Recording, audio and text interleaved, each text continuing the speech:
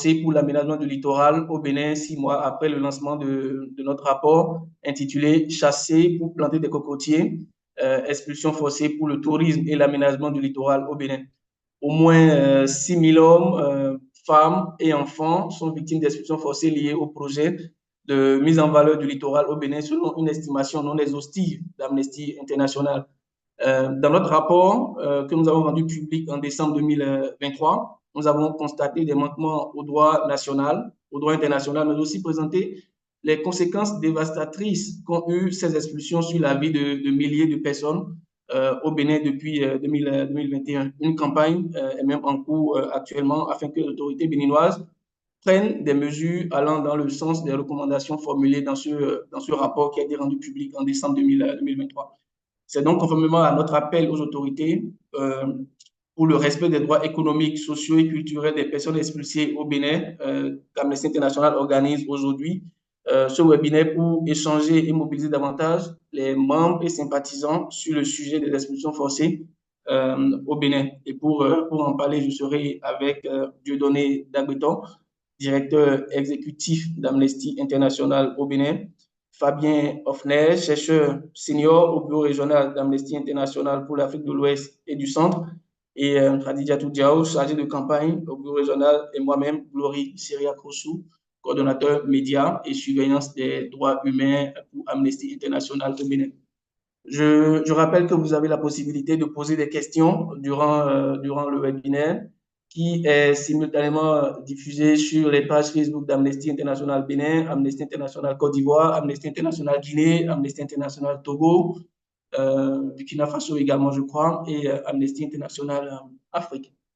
Et donc, pour entrer de plein pied dans cette discussion que nous organisons aujourd'hui, je voudrais donner la parole à Fabien Hoffner, chercheur au bureau régional d'Amnesty International pour l'Afrique de l'Ouest et du Centre. Bonjour Fabien, qu'est-ce qu'on peut retenir globalement en 10 minutes du rapport sur les expulsions forcées qui a été lancé à Cotonou en décembre 2023? Bonjour à toutes et à tous, merci Glory, j'espère que vous m'entendez bien où que vous soyez. En 10 minutes, on peut synthétiser ce long rapport qui a été produit après 2 séjours de recherche à Cotonou. On a choisi ce sujet, le bureau régional, en collaboration avec Amnesty Bénin, parce que les collègues de Amnesty Bénin avaient identifié que c'était un phénomène extrêmement massif qui concernait, comme l'a dit Glory, des milliers de personnes et qui continue à concerner des milliers de personnes actuellement, notamment à Porto Novo également, mais aussi plus largement en Afrique de l'Ouest. Pour résumer, ce qu'on a constaté en visitant certains villages expulsés et certains sites de réinstallation, c'est que le droit international et le droit béninois, dans ses grandes largeurs, n'avaient pas du tout été respectés dans la majorité des cas. Nous nous sommes rendus sur plusieurs sites. Il y a d'abord 2 quartiers de Cotonou, Plakodji et Fiegnon 1, également 2 villages du littoral à côté de Ouida, Ablekete et Djegbadji. Et nous nous sommes également rendus sur 2 sites de réinstallation à Wandji et Djefa. Peut-être d'abord préciser d'un point de vue juridique que quand on parle d'expulsion forcée, rappeler qu'il n'est pas interdit pour des autorités, pour un gouvernement d'expulser des gens. Encore faut-il que cela se fasse dans le respect du droit international et nationale. Et quand ce n'est pas le cas, on appelle ça des expulsions forcées. Le droit international appelle ça des expulsions forcées. C'est pour ça qu'on parlera pendant ce webinaire d'expulsions forcées. Donc, ce que nous avons constaté sur ces 4 sites très différents, puisqu'il y a eu des motifs d'expulsion assez différents.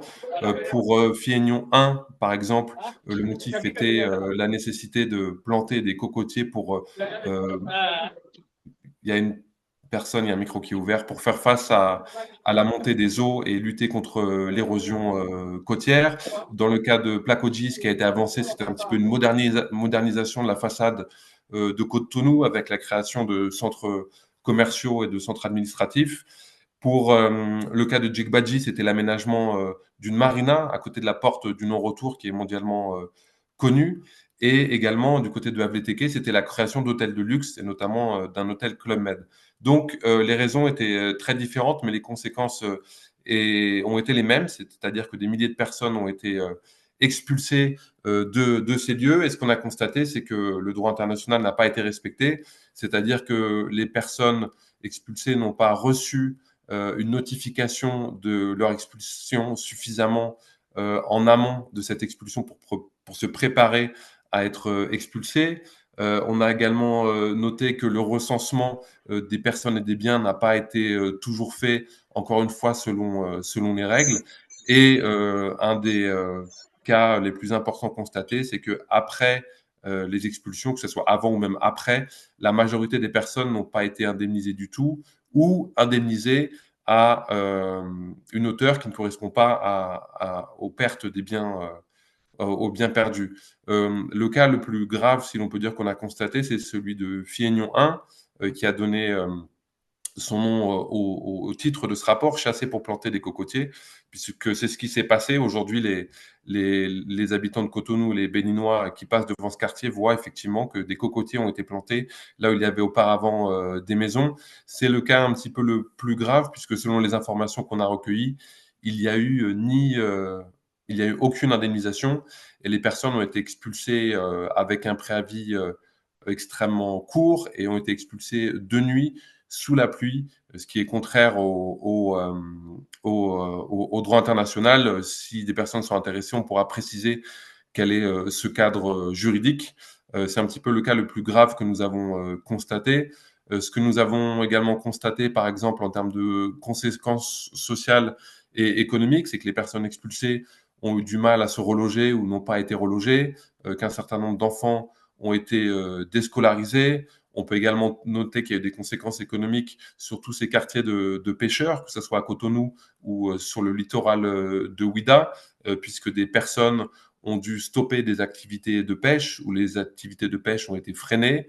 Et par rapport à certains villages qui ont été expulsés, eh bien, l'activité de pêche s'est déplacée vers d'autres villages, ce qui a pu entraîner certains conflits, d'après ce que nous ont raconté les nombreux pêcheurs rencontrés. D'un point de vue législatif, peut-être avancer les arguments des autorités, ce que les autorités ont avancé comme argument pour justifier qu'un certain nombre de ces quartiers, de ces villages n'avaient pas été indemnisés, c'est que la loi béninoise, la constitution béninoise et le code foncier et domanial expliquent que les gens ont droit à une juste et préalable indemnisation quand ils sont expropriés. Or, les autorités nous ont expliqué que le mot exproprié renvoie à la notion de propriété et que la plupart des habitants de ces villages et de ces quartiers n'étaient pas propriétaires terriens au sens juridique, à Vlakodji, à Fiegnoin, dans d'autres villages.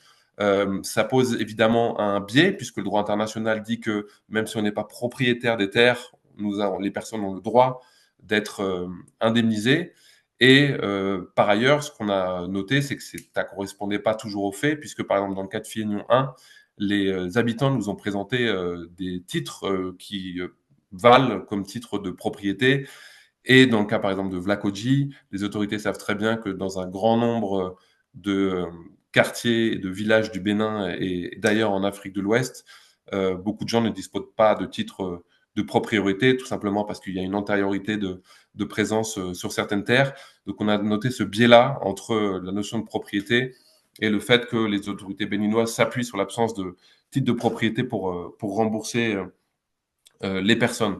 Voilà ce qu'on peut dire dans les grandes largeurs. Je vais simplement finir en parlant des villages que nous avons visités où des personnes ont réinstallé, puisqu'on ne peut pas dire que rien n'a été fait. À Awanji, par exemple, et à Djefa, des personnes ont été relogées. Nous avons visité ces sites de réinstallation. Excusez-moi. Ce qu'on a noté, c'est que ces sites existent. Dans certains cas, l'éclairage public a été posé, certains raccordements au réseau d'eau a été fait, mais dans un grand nombre de cas, il manque encore énormément de services publics. On a constaté également les personnes qui avaient été indemnisées, puisque dans le cas des personnes réinstallées à Djefa, ces personnes ont dans une certaine mesure été indemnisées, mais pas suffisamment pour pouvoir reconstruire ce qu'elles avaient. Donc les quartiers qu'on a visités manquent aussi de beaucoup d'installations publiques. Les personnes également se plaignent d'être assez éloignés des services publics et de façon générale de devoir reconstruire une vie loin de leur site d'activité. On a rencontré par exemple des gens au port de Cotonou qui nous ont expliqué qu'elles préféraient continuer à dormir au port, parfois à la Belle Étoile, plutôt que de loger là où elles ont été réinstallées, compte tenu de la distance et du fait que cette nouvelle distance qui nécessitait de prendre des transports leur faisait perdre de l'argent. Je vais m'arrêter là parce que c'est quand même un sujet assez complexe et il y aura peut-être des questions. Et Glory, je te relaisse la parole, je crois. Merci. Merci beaucoup, Fabien, pour cette présentation liminaire du rapport qui fait quand même 80 pages. On va remettre le lien de téléchargement de ce rapport-là dans la discussion et vous pourrez télécharger également et le lire au besoin. Fabien, avant de donner la parole à Dieudonné, j'aimerais bien te demander quelles sont peut-être les principales recommandations de ce rapport-là. Est-ce qu'on peut revenir peut-être sur deux ou trois recommandations de ce rapport-là? Oui, je les regarde en même temps parce qu'il y en avait beaucoup, mais les principales concernaient notamment la modification du cadre législatif et, comme je l'évoquais notamment, de modifier le cadre juridique béninois pour qu'il soit en accord avec le droit international concernant la question des expulsions et notamment des expulsions forcées, et notamment de faire en sorte que ce code foncier et domanial, dans le processus d'indemnisation qu'il met en avant, ne prennent pas en compte seulement les personnes propriétaires de leur terrain, mais aussi des personnes qui sont installées et qui peuvent être installées depuis très longtemps, depuis plusieurs décennies sur des terres, sans pour autant avoir de titre de propriété. Donc, une des recommandations, voilà, harmoniser le cadre législatif béninois avec le droit international. Ce qu'on avait demandé également, c'était de faire en sorte de prendre des mesures urgentes pour proposer des mesures d'indemnisation ou de réinstallation, notamment aux résidents de Réunion 1, puisque les personnes avec qui on a discuté sont aujourd'hui des personnes qui sont dans une situation d'urgence, de nécessité, qui sont très mal logées, qui pour certaines dorment sur la plage, c'est ce que nous avons constaté, qui pour certains étudiants sont sortis de l'université, sont sortis de l'école. Donc là, on parle de personnes qui sont vraiment dans l'urgence. Et de façon plus générale, comme des centaines et des milliers de personnes sont concernées, que plusieurs sites sont concernés, que les problèmes et les dysfonctionnements sont multiples et variés, nous avons demandé dans ce rapport de mettre en place une commission d'enquête indépendante chargée de repasser sur tout ce qui s'est passé, de voir comment ça a été fait, de s'arrêter sur ce qui n'a pas été fait comme cela aurait dû l'être, et que cette commission puisse vraiment expliquer de façon encore une fois indépendante, eh ben, ceci n'a pas été fait selon la loi, ceci n'a pas été fait selon la loi, et donc il faut y remédier. Voilà les principales recommandations. Il y en a d'autres sur lesquelles on pourra revenir, mais elles sont assez nombreuses. Merci beaucoup, Fabien. Dieudonné Dabuto, depuis le lancement de ce rapport-là, le 7 décembre 2023 à Cotonou, quelles sont les différentes actions menées pour la mise en œuvre, la mise en œuvre des recommandations? Merci. Merci, Glory. Merci à tous les internautes, à tous les sympathisants qui nous suivent ce matin. Et merci pour leur intérêt à ce sujet, comme l'a su rappeler Fabien, qui concerne le Bénin, mais également plusieurs pays de la sous-région ouest africaine. Pour le suivi des recommandations, il faut dire que nos actions ont commencé un peu à la veille du lancement du rapport, il faut le dire, parce que dans la méthodologie, comme cela a été rappelé tout à l'heure, en dehors des entretiens, Amnesty International, via cette délégation, ont pu rencontrer un certain nombre d'officiels gouvernementaux au cours de l'élaboration du rapport. Donc, à la veille du lancement, nous avons informé les autorités du contenu de ce rapport et des recommandations. La délégation d'Amnesty a pu s'entretenir avec le ministre du cadre de vie et du développement durable à Cotonou, ainsi que le directeur du cabinet du ministère de l'économie et des finances, en présence, bien entendu, de représentants de l'Agence nationale de domaine et du foncier, la NDF. Donc ça, c'était le 6 décembre parce que le rapport a été lancé le 7 décembre 2023. Lors de ces rencontres, nous avons pu, avec ces officiels gouvernementaux, discuter du contenu du rapport et des recommandations qui y figuraient. Et bien après cela, Amnesty a envoyé des correspondances de suivi notamment le 18 janvier 2024, on a eu des courriers en direction du ministre d'État chargé de l'économie et également du ministre du cadre de vie pour voir un peu, après notre rencontre, et leur prédisposition à mettre en œuvre ces recommandations-là, quelles a été les avancées qu'on aurait pu noter à cette étape-là. Il faut dire que jusqu'à la date d'aujourd'hui, ces correspondants n'ont pas connu de suite, donc nous sommes restés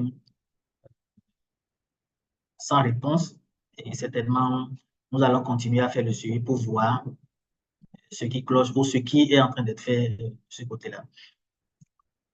Tu as eu à le rappeler aussi, dans le cadre de la mise en œuvre, nous avons fait des affichages publics pour notamment repréciser un certain nombre de sujets sur cette discussion-là, notamment le fait que nous sommes, Amnesty International, prêts ou d'accord, je vais dire, pour le développement, mais nous sommes toujours contre les expulsions forcées. Donc, il y a eu des affichages publics dans deux grandes villes du Bénin, Cotonou et Parakou, pour rappeler aux autorités et à l'opinion publique également notre démarche dans le cadre de cette suivi de ce rapport-là.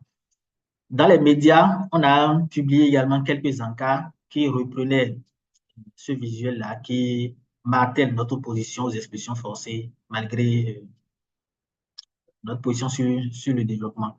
Donc, il y a eu des encarts dans les organes de presse, mais également à travers quelques interviews que les médias ont pu nous accorder. Récemment, il faut dire que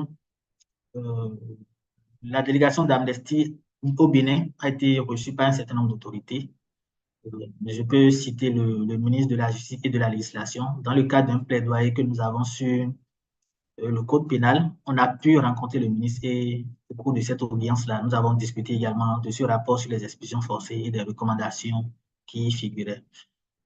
Toujours en droite ligne de ces audiences, on a été reçu par un certain nombre de partis politiques que je ne vais forcément pas citer ici et qui ont reçu également ce rapport avec les recommandations parce que ces partis politiques, pour certains, disposent des députés à l'Assemblée nationale et nous estimons qu'ils pourraient toujours accompagner ou appuyer le plaidoyer afin que les recommandations et que les droits de ces personnes-là soient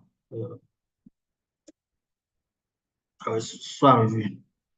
Récemment, le 18 juin, donc il y a pratiquement une semaine, je dirais, jour pour jour, on a eu la chance d'être contacté par le cabinet du ministre d'État, chargé du développement et de la coordination de l'action gouvernementale, le ministre Abdoulaye Biotchane au Bénin, avec qui nous avons pu parcourir une fois encore le contenu de ce rapport, expliquer un peu la méthodologie qu'Amnesty International a suivie pour élaborer ce rapport, ainsi que les recommandations. Nous avons également maintenu le contact avec les personnes expulsées, de part et d'autre, notamment à Fillon 1, pour voir un peu si, en dehors d'Amnesty International, elles étaient quand même contactées par les officiels, par les autorités. Et aujourd'hui, il faut dire, pour les retours que ces personnes, pour les collectifs de ces personnes ont eu à nous faire, c'est que jusque-là, ils n'ont pas eu de contact, ils n'ont pas eu de prise de contact de la part des autorités. Alors, des rencontres avec les officiels, je peux dire qu'on a noté une écoute de leur part. Pour eux, certainement qu'il y a eu des manquements durant tout ce processus.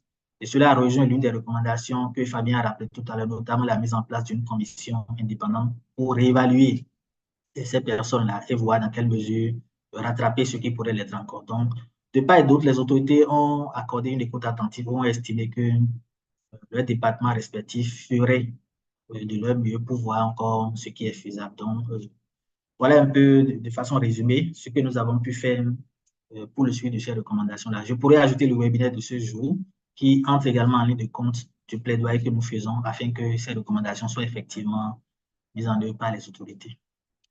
Merci. Merci beaucoup, Dieudonné Dagueto, directeur exécutif d'Amnesty International au Bénin. Je rappelle aux amis qui sont dans le webinaire qu'ils peuvent poser des questions en commentaire dans le chat. Le webinaire est également diffusé en direct sur YouTube. Le lien sur YouTube a été envoyé dans le chat pour permettre à ceux qui n'ont pas le son de pouvoir continuer à nous suivre et également de poser des questions. Je le rappelais également à l'entame que le webinaire est diffusé également sur plusieurs pages Facebook. Donc, si vous nous suivez depuis Facebook, vous pouvez laisser vos questions en commentaire sur Facebook. On va pouvoir les poser ici aux intervenants. Dieudonné Dabueto, est-ce qu'il y a eu des actions qui ont été menées en direction des internautes au Bénin, comme dans le monde, liées à la mise en œuvre de ces recommandations-là? Oui, je le rappelais tout à l'heure, nous avons eu des, une campagne digitale, je dirais, au niveau d'Amnesty International Bénin, qui est faite d'un certain nombre de visuels que nous publions régulièrement sur nos interfaces, également qui sont repris par les internautes, les sympathisants à travers le monde. J'ai ajouté tantôt le webinaire qui est en cours, qui est également une action faite à l'endroit de toutes les personnes qui sont sur la toile pour comprendre un peu cette thématique-là et les actions que notre organisation a menées depuis que ce rapport, je dirais avant et depuis que ce rapport a été lancé jusqu'à ce jour.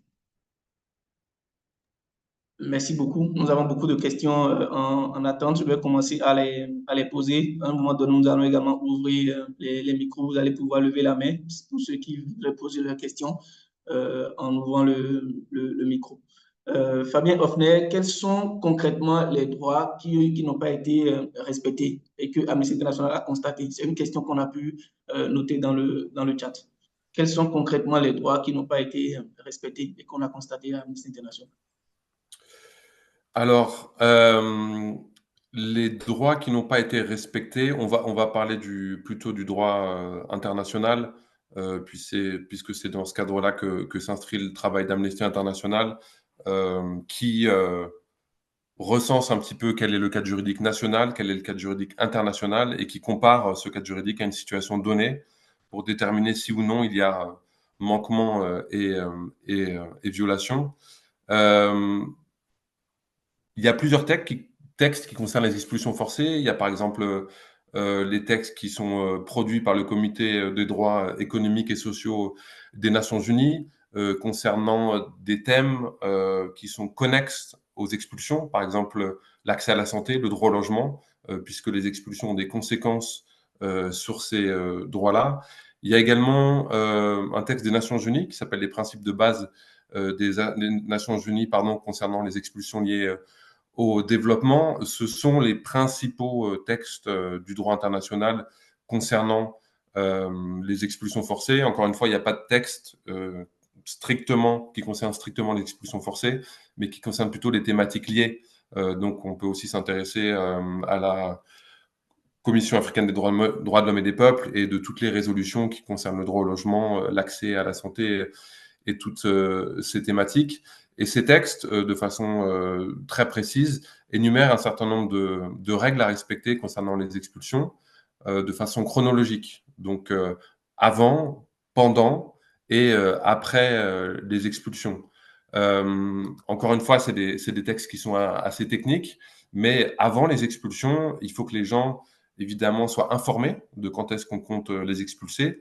Or, dans les cas que nous avons suivis, certaines personnes ont été informées seulement 2-3 semaines à l'avant qu'elles devaient plier bagages et quitter une maison ou un logement dans lequel elles avaient vécu toute une vie. Donc, il faut qu'elles soient notifiées suffisamment au préalable.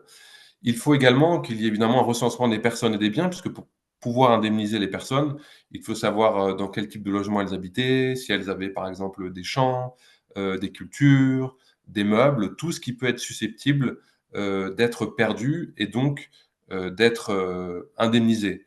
Voilà en résumé un petit aspect des règles à respecter avant les expulsions.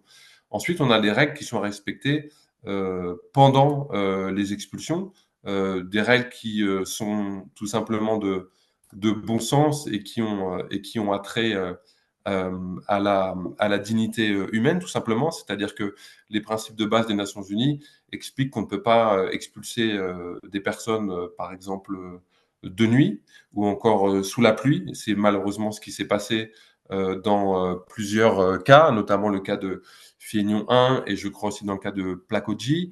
Le droit international précise également que tout usage légal de la force doit respecter les principes de nécessité. Or, plusieurs témoignages nous ont expliqué qu'encore une fois, à Fienion 1, il y aurait eu un usage excessif de la force, avec notamment l'utilisation de gaz lacrymogènes. Je peux vous citer par exemple un passage du principe de base de l'ONU concernant les expulsions qui dit, je cite, « Les expulsions ne doivent pas avoir lieu par mauvais temps, la nuit, pendant des festivals ou des fêtes religieuses, avant des élections, ni pendant ou juste après les examens scolaires. Fin de la citation. Et ce qu'on constate, c'est que là encore, dans plusieurs cas, eh bien, des expulsions ont eu lieu juste avant la rentrée scolaire ou pendant des examens scolaires. Donc, il y a eu un nombre de manquements assez important et assez grave, malheureusement, qui a été constaté.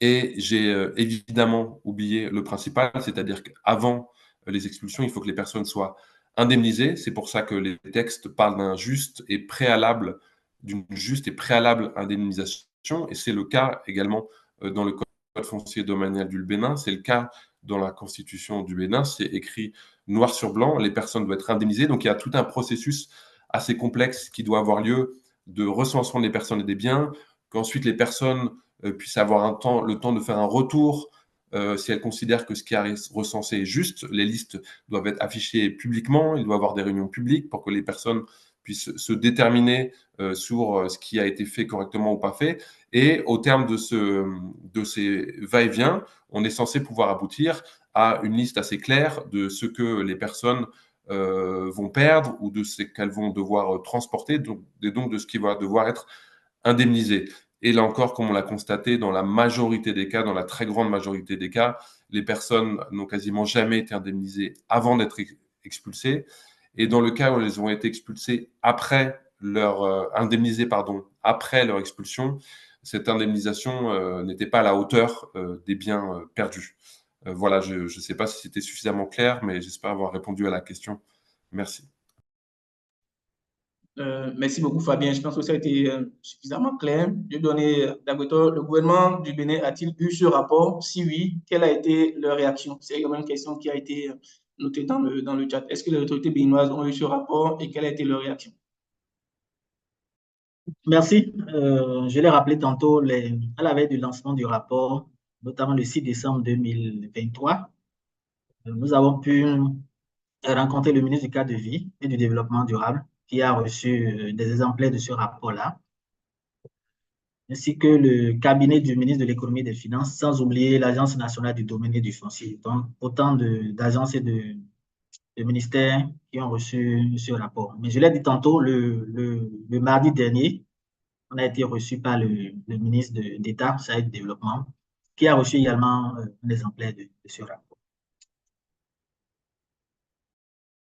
Il y a une autre question pour toi de donner.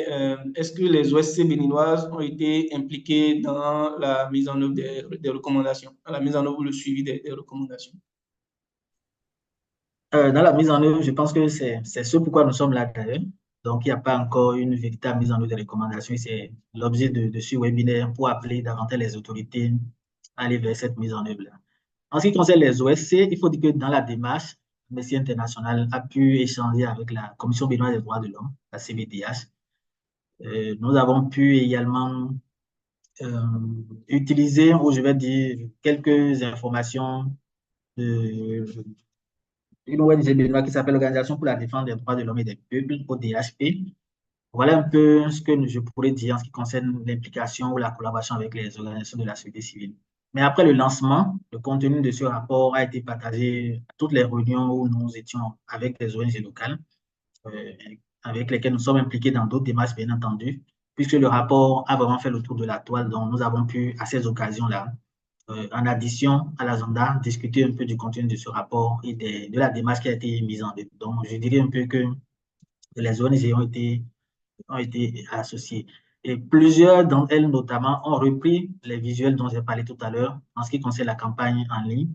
Les visuels d'Amnesty International Bénin ont été repris par ces ONG-là et se retrouvent dans ce combat que nous menons pour les droits humains. Une question pour vous deux. Quel est le poids alors de votre enquête devant un gouvernement qui dit dans les grandes lignes le contraire en matière de droit? Quel est le poids de votre enquête devant un gouvernement qui dit le contraire en matière de droit? Je ne sais pas qui va commencer, si c'est Fabien ou c'est Dieudonné.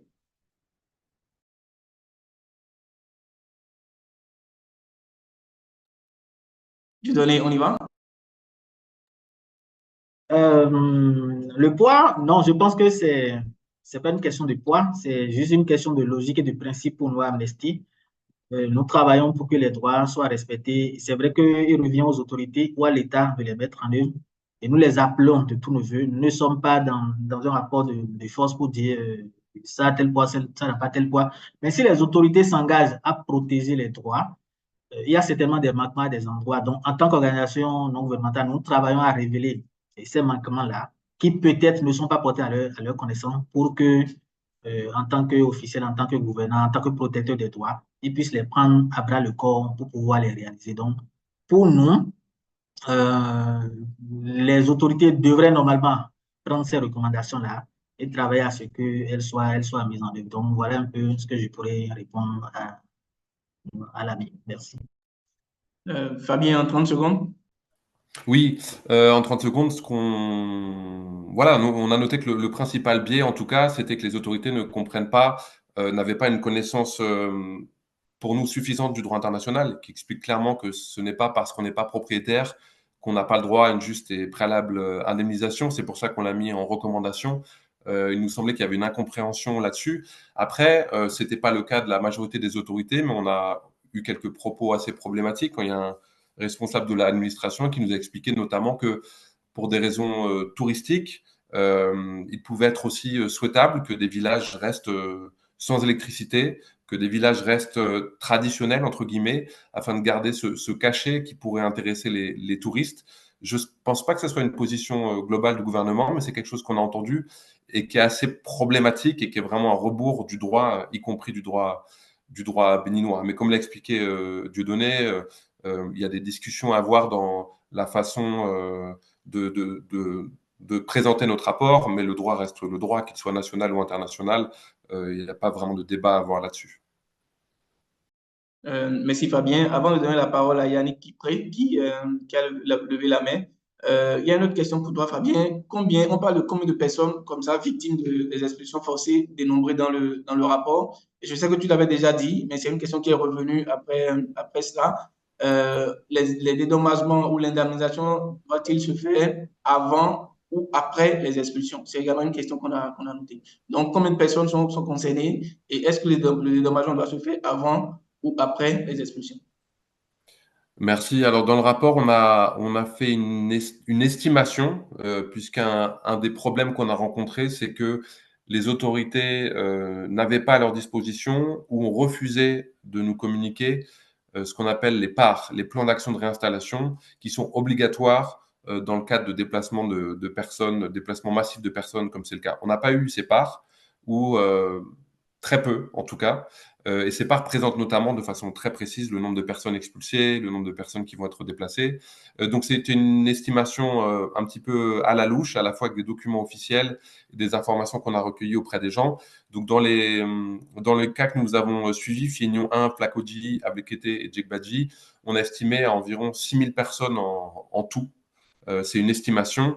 Mais quand on voit aujourd'hui ce qui se passe également du côté de Porto Novo, on peut imaginer que ça dépasse 6000 personnes et que ça peut concerner encore des centaines et peut-être des milliers de personnes supplémentaires. Donc, c'est un sujet qui concerne beaucoup de personnes et qui a des conséquences assez graves sur beaucoup de personnes. Et pour répondre à la question de l'autre personne, donc il est très clair que les indemnisations doivent avoir lieu avant les expulsions. La Constitution du Bénin et le Code foncier domanial du Bénin parlent d'indemnisation juste et préalable. Et les principes de base des Nations Unies sur les expulsions parlent également d'indemnisation juste ou équitable et préalable. Donc, il ne fait aucun doute que les indemnisations doivent avoir lieu avant les expulsions, ce qui est une notion de bon sens. On ne peut pas jeter des gens dehors sans rien et espérer qu'elles arrivent à se reloger. Merci beaucoup, Fabien. Yannick Kipré, est-ce que vous voulez bien ouvrir votre micro et poser votre question? Oui, bonjour, Monsieur Dieudonné. J'ai une question pour Monsieur Fabien.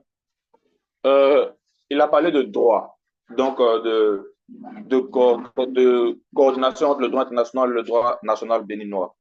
Alors ma question, c'est, étant donné que le gouvernement béninois dit qu'ils n'ont pas dans leur législation une disposition qui les oblige à indemniser des personnes qui doivent être déguerpies ou expulsées de force, mais plutôt des personnes à exproprier, Je veux savoir si la Constitution, sinon le bloc de constitutionnalité béninois, reconnaît, comme on peut dire ça, les instruments internationaux qui valorisent la juste et préalable indemnisation en cas d'expulsion.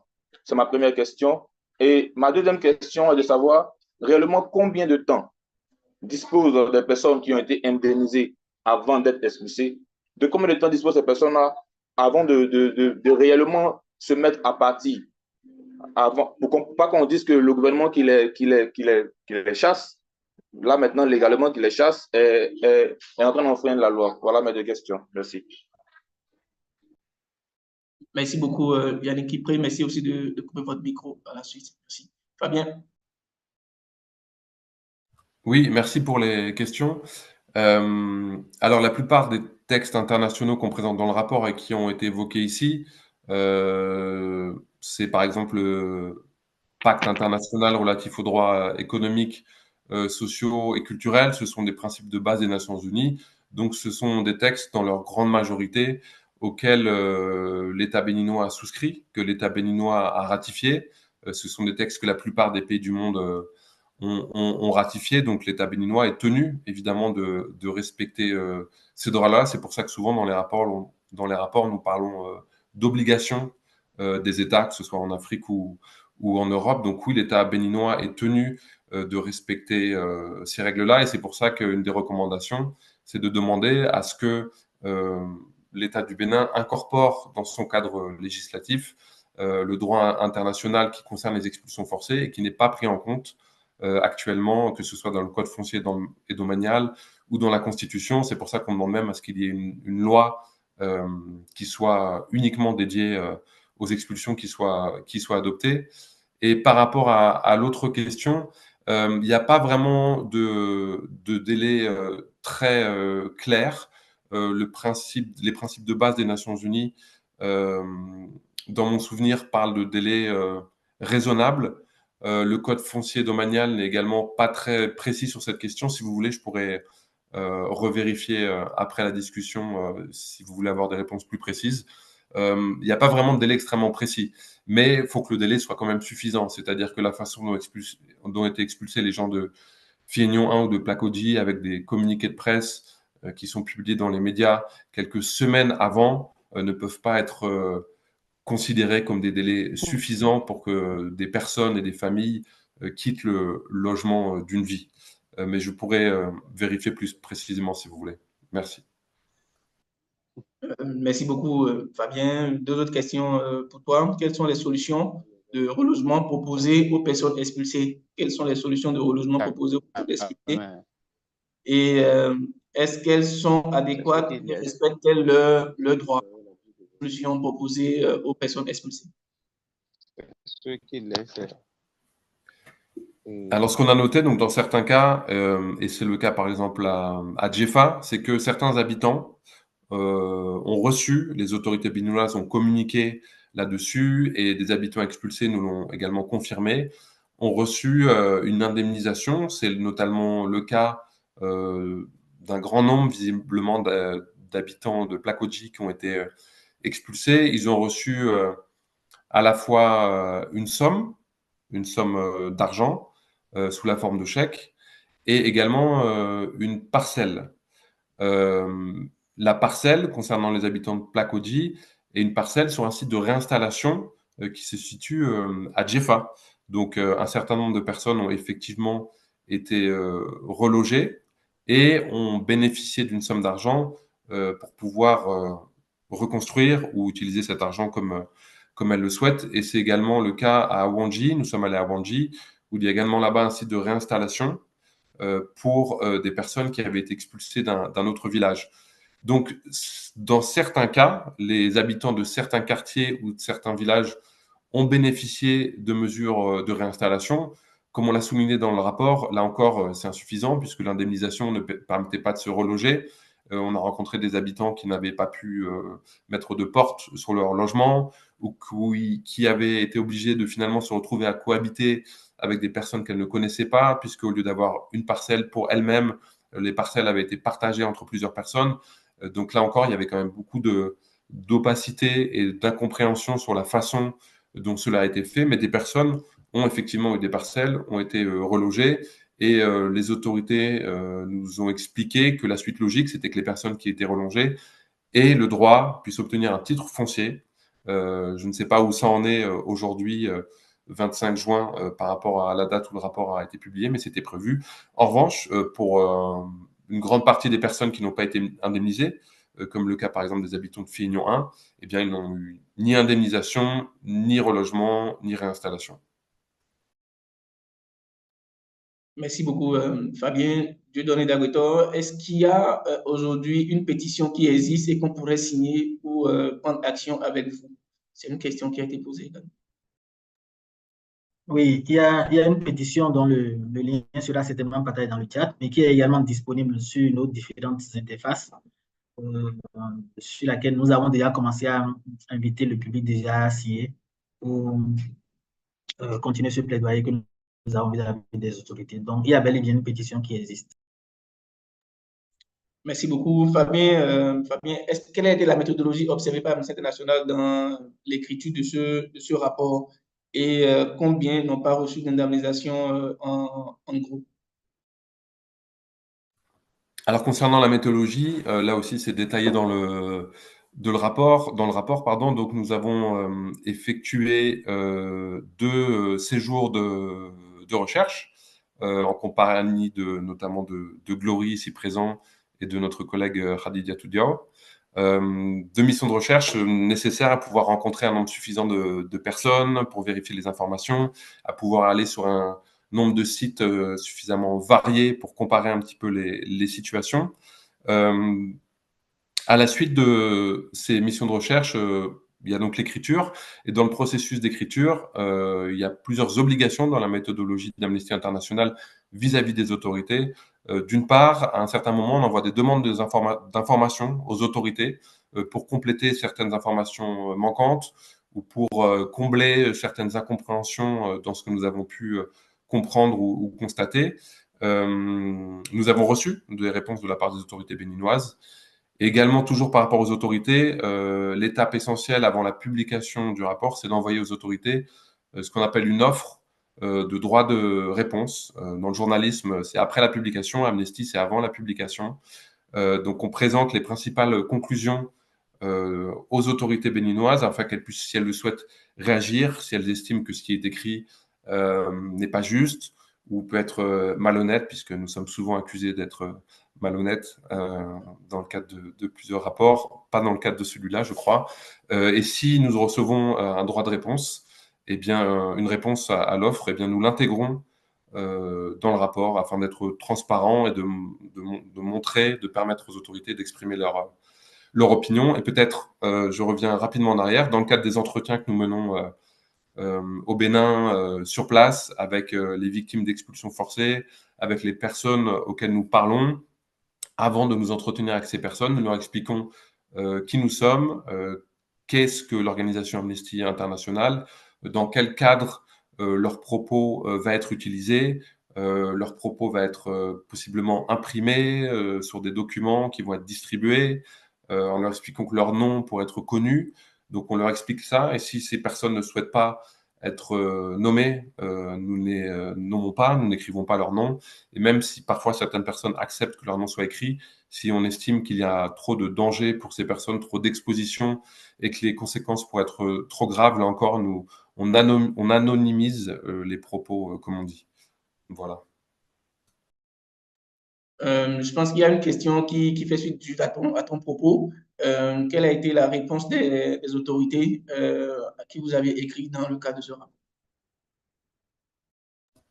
Alors, Dieudonné, Glory, peut-être que vous pourrez m'aider. Je n'ai pas un souvenir très précis parce qu'il y a eu beaucoup de documents et plusieurs autorités ont répondu à nos questions. L'ANDF, dans mon souvenir, avait fait une réponse assez précise en répondant au cas par cas à ce qu'on présente sur est-ce que oui ou non il y a eu consultation. Donc l'ANDF répondu oui, il y a eu une consultation à telle date.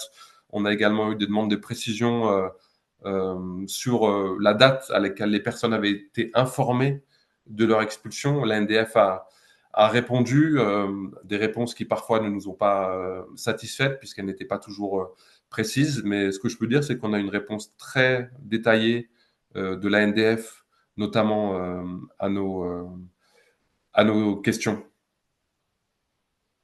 Dieudonné, tu voudrais ajouter quelque chose? Donc, je pense que les autorités ont répondu, comme Fabien a su le dire. Et dans le rapport également, il y a des extraits de ces réponses-là que nous avons mentionnées à chaque fois pour étayer un peu et pour équilibrer le rapport, montrer que ce n'est pas seulement Amnesty qui est allé sur le terrain et qui a fait le rapport. Il y a également l'approche de consultation que nous avons vis-à-vis des autorités. Donc, ces réponses-là figurent dans le rapport dont le lien a été envoyé dans le chat et je pense qu'on pourrait les lier à loisir. OK, une question pour vous deux de Godson Awassia.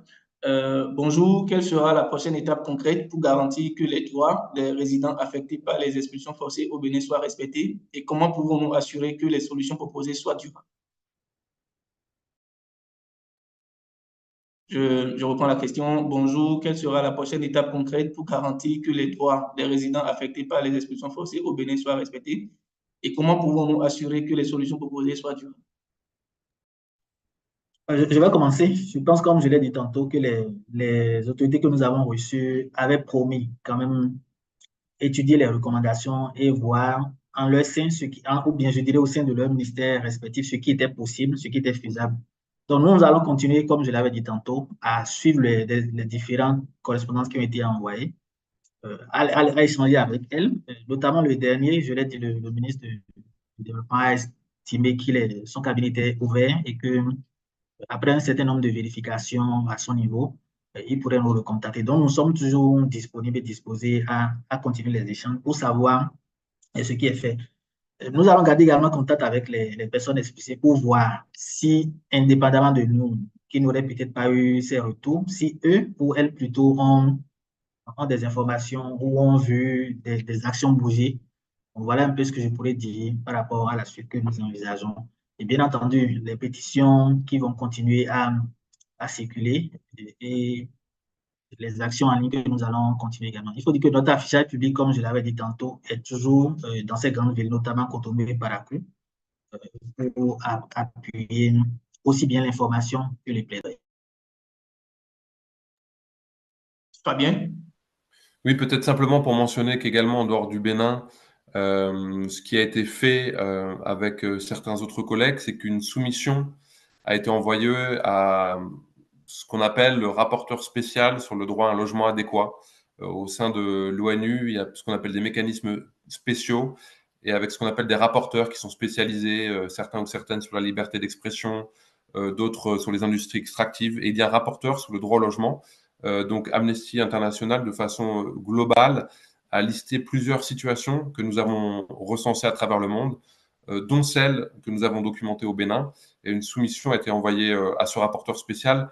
L'objectif, évidemment, c'est d'attirer son attention sur ce qui se passe au Bénin, de le pousser peut-être à faire des communications publiques, peut-être à rappeler à l'ordre les autorités béninoises, éventuellement même à faire une mission au Bénin pour qu'il s'enquiert lui-même de la situation. Donc, on utilise un peu tous les mécanismes existants au niveau du droit international pour attirer l'attention sur ce qui se passe, dans la mesure où on essaye au niveau des autorités et de gravir un petit peu les échelons un à un. Et on pourrait éventuellement envisager aussi de communiquer avec la Commission africaine des droits de l'homme et des peuples sur ce sujet, par exemple. Merci, merci beaucoup Fabien. Il y a comme Mauto Tovi qui dit également, qui demande en commentaire, pensez-vous que nos actions changeront quelque chose? Pensez-vous que nos actions changeront quelque chose? Du donner d'Agouton. Oui, nous restons optimistes et nous pensons que ces actions ici ou ailleurs changeront quelque chose parce que, comme je l'ai dit, les droits humains sont universels et lorsque nous touchons à un sujet, notre démarche est à la fois pédagogique parce qu'elle permet déjà de mettre le doigt là où ça ne va pas et permettre à ceux qui nous suivent, à ceux qui nous lisent ou à ces autorités vers qui nos actions sont portées de savoir qu'il y a quelque chose à corriger. Donc, pour nous, nous restons positifs et nous pensons que déjà, au niveau du Bénin, puisque ce rapport indexe le Bénin, que les choses s'améliorent, mais également pour les autres pays de la sous-région, que les autorités puissent s'inspirer du contenu de ce rapport afin que leur droit local ou le droit international en la matière soit respecté pour le bonheur des citoyens. Merci, Dieudonné. Il nous reste une dizaine de minutes pour conclure cette discussion. Nous avons encore autant de questions en commentaire et sur les différents canaux de diffusion de ce webinaire. Il y a un commentaire de Savadogo Ismaïla. Il faudra assurer aux expulsés un conseil afin qu'ils n'acceptent pas des indemnités dérisoires. Ça, c'est un commentaire de Savadogo Ismaïla. Il y a René Bataka qui demande, est-ce que les expulsés disposent de moyens de recours spécifiques pour aller contre les expulsions qu'ils estiment illégales? Est-ce que les personnes expulsées disposent de moyens de recours spécifiques pour aller contre les expulsions qu'ils estiment illégales?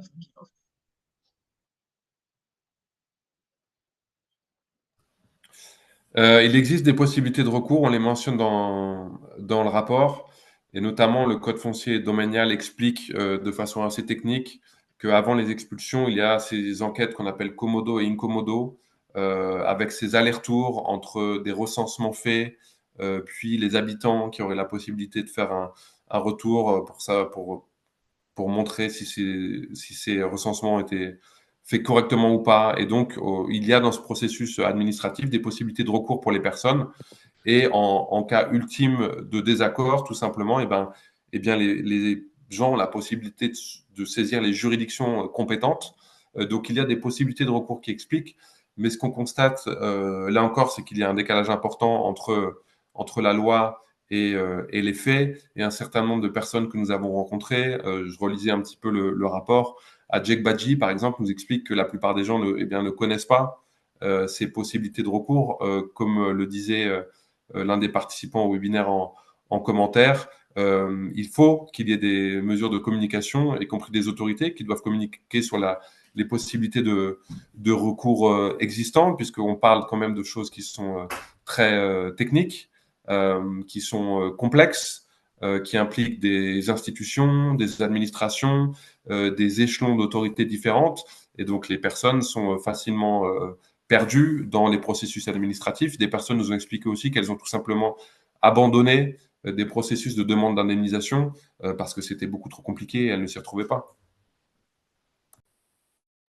Merci beaucoup, Fabien. Dieudonné, quel rôle la société civile et les organisations locales peuvent-elles jouer pour mettre fin aux expulsions forcées? Quel rôle la société civile et les organisations locales peuvent-elles jouer pour mettre fin aux expulsions forcées? Je pense que c'est d'abord le rôle d'information, information du public, mais également de plaidoyer auprès des autorités. Je pourrais même ajouter d'informations auprès des autorités parce qu'il y a un certain nombre, comme on a dû le rappeler depuis ce matin, un certain nombre de dispositions qui ne sont forcément peut-être pas très bien connues des autorités. Donc, l'information et le plaidoyer auprès des autorités pour que lorsque des projets devraient arriver à impacter la vie de gens, que les mesures ou le cadre nécessaire soit fait pour que les droits de ces personnes-là soient respectés au regard du droit international. Donc, je pense que c'est ce que nous pourrons demander de la part nous pourrons demander, je dirais, de la société civile. C'est ce qu'il pourrait faire. Mais tout ne revient pas à la société civile parce que parfois nous faisons le travail qu'il faut, que ce soit les ONG, que ce soit les médias. Le plus gros lot revient aux politiques, je dirais à la volonté politique pour que les choses se fassent dans les règles de l'art. Merci beaucoup, Dieudonné. Je rappelle, hein, on a encore environ 5 minutes pour conclure cette discussion. Si vous avez des questions ici et que vous voulez ouvrir votre micro pour les poser, vous pouvez lever la main. On vous donnera la parole pour poser votre question à la suite de ce rapport-là et dans la droite ligne de ce webinaire que nous organisons depuis 60 minutes maintenant. Fabien Hoffner, il y a une question. Est-ce qu'on a, en termes de pourcentage, une idée sur le nombre de personnes qui n'ont pas reçu d'indemnisation?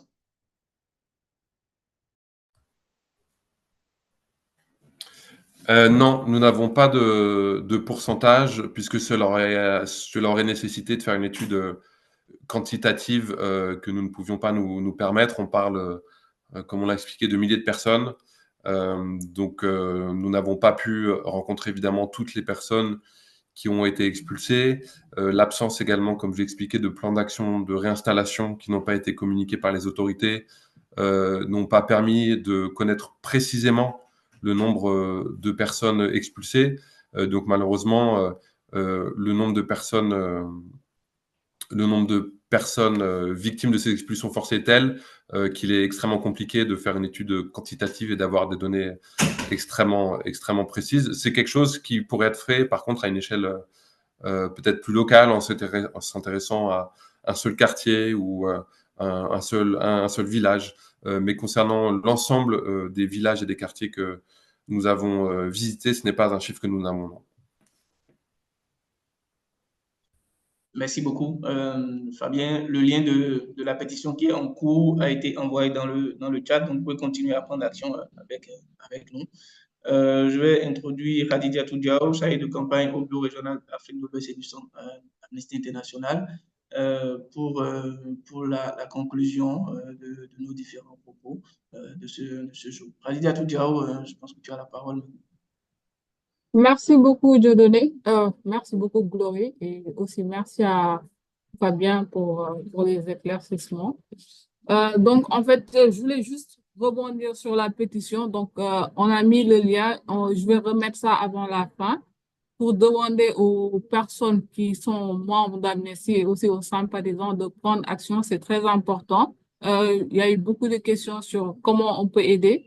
Je pense que le fait de signer les pétitions apporte beaucoup de choses à Amnesty parce que ça nous permet aussi d'aller vers les autorités pour leur montrer qu'il y a des personnes qui prennent des actions.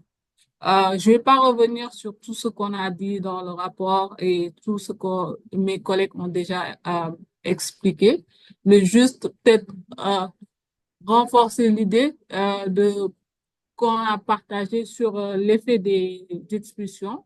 Il y a eu beaucoup de destruction, de patrimoine culturel aussi. Des enfants ont été obligés d'abandonner l'école. Des familles ont été dispersées parce qu'il n'y avait plus de moyens de vivre ensemble pour certaines personnes, pour certains chefs de famille. Des familles aussi ont été privées de leurs moyens de subsistance parce que beaucoup vivaient de pêche. Pour les hommes, ils allaient à la mer et revenaient. Là, ils n'ont plus la possibilité de le faire. Pour les femmes aussi, il y en a qui vendaient du poisson que leur mari rapportait. Là, elles n'ont plus les moyens de faire ça parce il y en a qui vivent même plus avec leur mari. Et il y a des personnes aussi qui ont été relogées dans des sites qui ne sont pas adéquats parce que il n'y a pas d'accès à l'eau, il n'y a pas d'accès à l'électricité ni l'assainissement. Donc, continuez à signer la pétition. Je vais mettre le lien sur le chat et je vais aussi partager la vidéo qu'on a produite pour accompagner ce rapport. Ça vous permettra d'avoir plus d'infos sur ce que le rapport détaille et aussi d'avoir des témoignages de personnes qui ont été victimes d'expulsion. Merci beaucoup. Merci, merci Fatiatou. Il y a une dernière question dans le chat de Sawadogo Ismaïla. Monsieur Fabien a soulevé une problématique très importante, la lourdeur du ou des recours mis à la disposition des expulsés. Mais comment pallier à cela? Monsieur Fabien a soulevé une problématique très, très importante, la lourdeur du ou des recours mis à la disposition des expulsés. Mais comment pallier à cela, Fabien? C'est un peu un casse-tête. La responsabilité première revient aux autorités. Les autorités, quand elles mettent en place des processus d'expulsion, sont censées expliquer aux personnes concernées que voici la façon dont les choses vont se passer. Voici les possibilités que vous avez de recours si vous devez vous exprimer, si vous avez des choses à dire. La responsabilité première, on revient évidemment aux autorités. Ce qu'on a noté aussi, c'est que, encore une fois, les gens ne savaient pas à qui s'adresser. Les habitants de Fénion 1 nous ont montré un certain nombre de lettres adressées au gouverneur, au ministre, au président, en essayant de communiquer et d'attirer l'attention des personnes de la façon la plus directe possible. Mais ces possibilités de recours n'ont pas été mises à disposition ou n'ont pas été connues ou n'ont pas été publicisées suffisamment. Donc, il faut alerter les autorités au maximum. Il faut peut-être faire pression de façon multiple sur les autorités. pour leur rappeler qu'il leur revient de communiquer sur les recours qui existent pour les personnes concernées. Et en dernier recours, il y a toujours la possibilité de saisir des juridictions. C'est un peu l'œuf et la poule, hein. Encore une fois, il revient aux autorités d'assumer cette responsabilité-là. Dieudonné? Merci. En complément à ce que vient de dire Fabien, je pourrais demander également à notre ami d'aller à la page 44 du rapport. À la page 44 du rapport, nous avons parlé des possibilités de recours et je vais peut-être, si vous m'en donnez l'occasion de faire une petite lecture. Bien sûr. Suite à notre correspondance qui avait été envoyée à l'Agence nationale du domaine et du foncier, l'ANDF a répondu qu'une phase judiciaire est en cours dans le cas des expulsions conduites à Blekété. Et qu'il appartient aux éventuelles personnes qui estimeraient en avoir été privées de ce pouvoir en justice aux fins de faire entendre leur éventuel grief conformément aux dispositions de l'article 30 du Code de procédure civile, commerciale, sociale, administrative et des comptes. Et dans la même partie, nous avons rappelé que selon la norme de performance numéro 1 de la Société financière internationale qui s'applique au présent projet, je cite, le client met en place un mécanisme de résolution des griefs pour recevoir les plaintes et enregistrer les préoccupations des dites communautés qui sont liées à la performance environnementale et sociale du client et pour faciliter la recherche de solutions.